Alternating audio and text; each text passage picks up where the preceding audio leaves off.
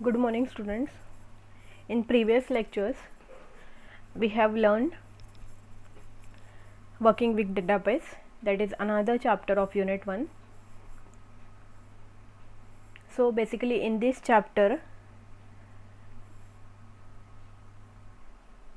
we have seen what is JDBC, what are the different types of JDBC drivers. Then we have seen a small example or syntax wise how it is written, and in next lectures we will see practical demonstration for the same, how servlet programs are interacting with the database, how it gets connected, and we can retrieve the values of database. We can retrieve values from database in our servlet file. So let's start by what is JDBC. Basically JDBC stands for Java Database Connectivity. Java Database Connectivity, the name itself suggests connecting Java with database. So this JDBC, it is an Java API, that is application programming interface, to connect and execute queries with a database. There are very others types of databases are available. You can use any of the server like MySQL server, SQL server, or there are different Oracle server you can use for storing a users data on a database. So this JDBC, what it is, it provides, this is an application programming interface, so it gets connected to the database and executes the queries with the database. So we can add our data to the database, like insert, by using insert query we can insert a record into a particular table. Then if you want to update one of the field of a table, then we can update by using update command, update query. Then if you want to delete particular entry or field from a table, we can delete that. Even we can delete that table by using drop query. So all the queries we can fire or execute by using this JDBC, because it provides a application programming interface to connect and execute queries with the database. And JDBC, it is a part of Java SE, that is Java Standard Edition. So this API uses some of the drivers to connect with the database. So what are the different types of drivers? So there are 4 types of JDBC drivers. First is JDBC ODBC driver, second one is native driver, third one is network protocol driver, and fourth one is thin driver. So this is a process how JDBC connects Java application to a database. So this is our Java application which is created either in servlet or in JSP. So it gets connected to the JDBC API. Then JDBC API decides it will transfer this application to the driver manager. Then driver manager decides which driver is used for connecting a database. Here it is a JDBC driver. Then it's connected to the database and it can fire the queries and return a response to the Java application. This is how the JDBC connect Java applications to a database. Then these are the 4 drivers.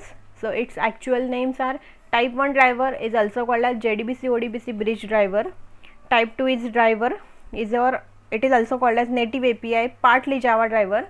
Type 3 driver is network protocol driver. Then type 4 is thin driver. These are the drivers. Let's see a description of one by one. First is JDBC ODBC driver, JDBC ODBC bridge driver. So why it is called as bridge? So you can see this diagram. By this diagram you will get to know why it is called as bridge. So see this diagram, here the Java applications are there. This is a JDBC ODBC bridge. Then this is a database server. Now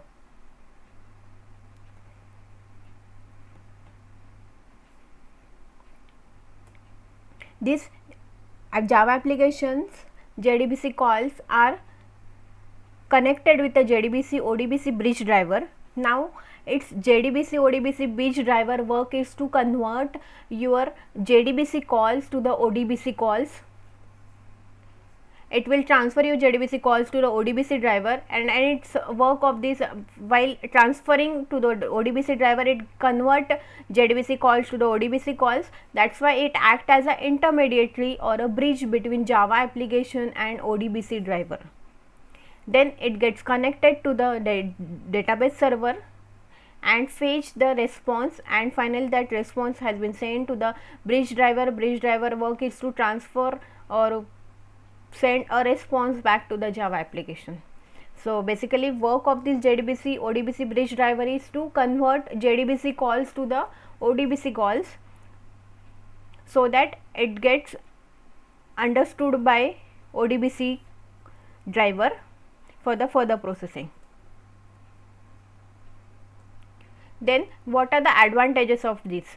Because its structure is easy to use and it allows easy connectivity to the all the databases supported by the ODBC driver. Disadvantages: its execution is slower because of for the conversion purpose.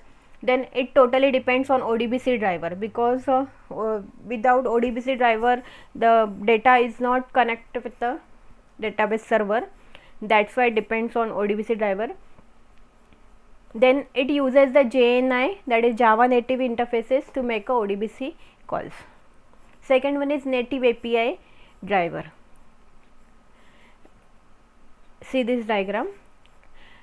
JDBC native API driver is also called as type 2 driver, where in this type 2 driver and Java applications both are in a client side and database server is alone in a server side. So this Java application JDBC calls are sent to the type 2 driver. Then type 2 driver, it will convert that calls to the native calls for transferring calls to the database server. So type 2 driver act as an intermediary between Java application and database server. But this native API, client native API, usually written in C++. Because of the C and C++, it is not a purely Java base. So this driver convert JDBC calls to the native calls of the database API so that it can easily understand the purpose of these native calls, and it is not purely written in Java. Then it's easy as compared and faster as compared to type 1 driver, and it contains additional features. Then it requires native libraries, and this is a disadvantage, and cost is also increased. Third type we have seen is network protocol driver. So this network protocol driver uses middleware, that is application server, that convert JDBC calls directly indirectly into the vendor specific database protocol. See this diagram. So type 3 driver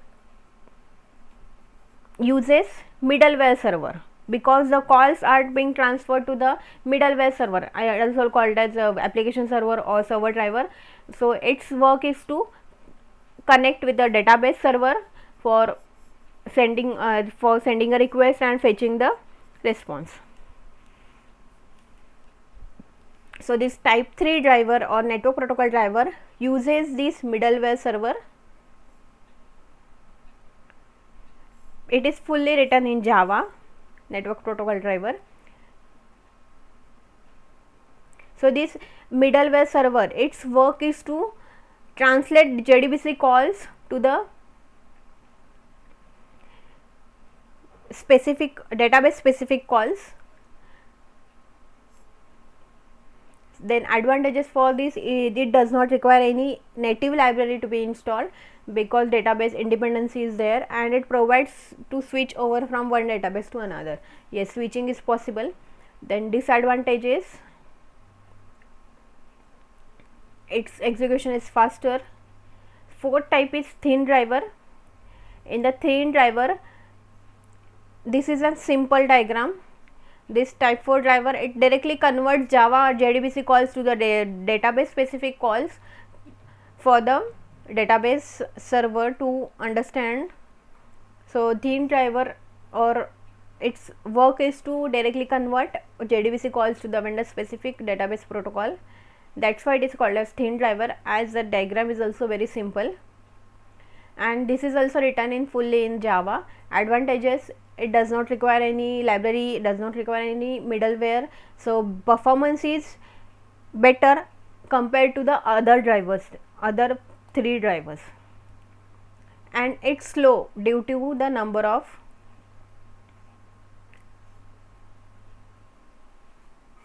network calls.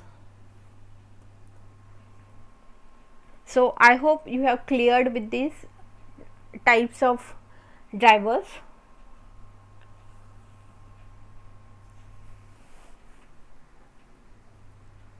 Then we have seen one example for this, that means syntax wise how we can return, then that is present in this. How the Java database connectivity, what are the steps involved in this JDBC? So there are the basically 7 steps. First is to import JDBC packages, second step is to load JDBC driver, third step is to establish connection with the database, fourth step is to create a statement object, fifth step is to what is created, then it's time to execute that statements, sixth step is to manipulate the result set, and seventh step is to close the connection. So in the first JDBC package we have to import java.sql.star, because if we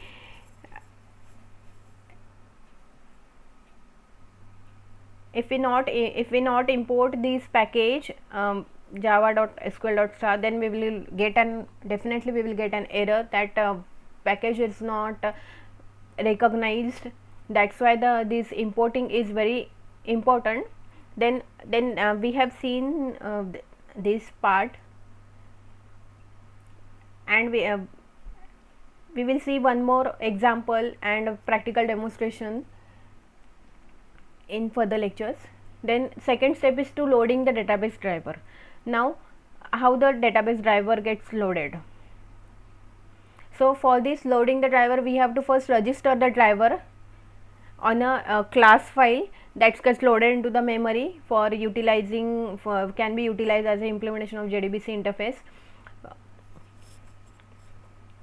So how it can be registered? So there are 2 ways to register. First step is class.forName method we can use, or other is to driver manager dot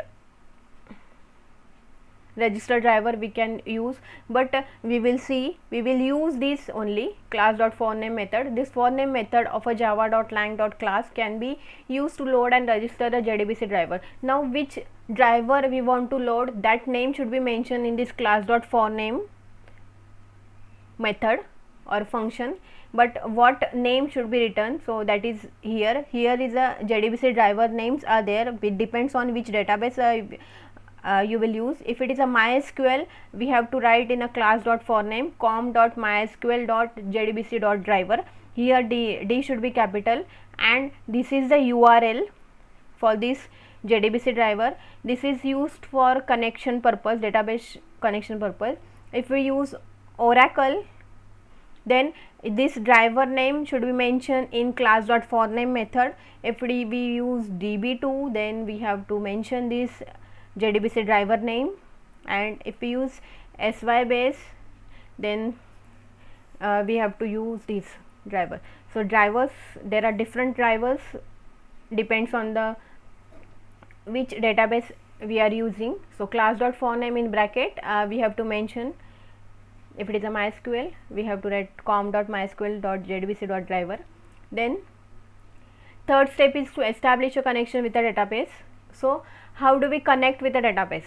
So this is a method, get connection method is used to establish a connection with a database. So the driver manager or get connection method is used for connecting with the database. So this driver manager or get connection have 3 parameters.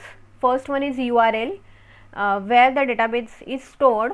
So that URL we have to mention in this driver manager.get connection method as a parameter. Second parameter is for providing username. So for the MySQL, username is root, and then third parameter is password. For by default MySQL password is empty. We can set by while creating database connection. So this is an example. So driver manager.get connection in bracket, this is an URL for connecting with the database. This is a after localhost, this is a DB is a name of a database. Then this is the second parameter, that is a username. Third parameter is a password. If it is empty, just double quotes, just type double quotes and leave it as it is. This connection code is stored in a one variable called as con. For this, con variable is used, so that this connection code is saved. Connection code is saved in this con variable. Then how do we, fourth step is creating a statement object. So statement object is used to send and execute the queries. So how do we create a statement object? For this statement object is there, stmt, you can use any of the object as or any of the variable is equal to con. con में क्या है, con में हमारा database का connection save है, तो that's why con is written con dot create statements. So connection के साथ यहाँ पे क्या होगा, creating a statement object. Then after creating statement object, it's time to execute SQL statements by using three methods. In this we can use this second and third, because boolean execute method, it returns true or false. That's why we will use this execute update or result set execute query. These two methods we will use. Then sixth step is to manipulate the result set. That means result set, what the result set do, what result set stores a table of a data. जो भी table में हमारा जो भी entries that we have inserted, that is stored in a result set. Then that is generated by executing SQL statements. Yes, SQL जो भी हम लोग select star from table name करेंगे, वो टाइम पे the results table का जो भी data है, that is stored in a variable called as result set, and by using result set we can print or we can display the data on a browser. After executing all the SQL statements as per the requirements, last step is to close the database connections. So for this connection purpose, con.close, connection.close method is used, but we have used a variable called as con. So con.close method is used to close a database connection and release all the resources which are used by this connection, or basically it is used for terminating the connection. So this much we have seen. I hope you have cleared with this database as 7 types or 7 steps for connecting with the database. I hope everyone is cleared with this. This we have already seen, just we have revised all this in this lecture. So this much we have seen in till now in our online lectures.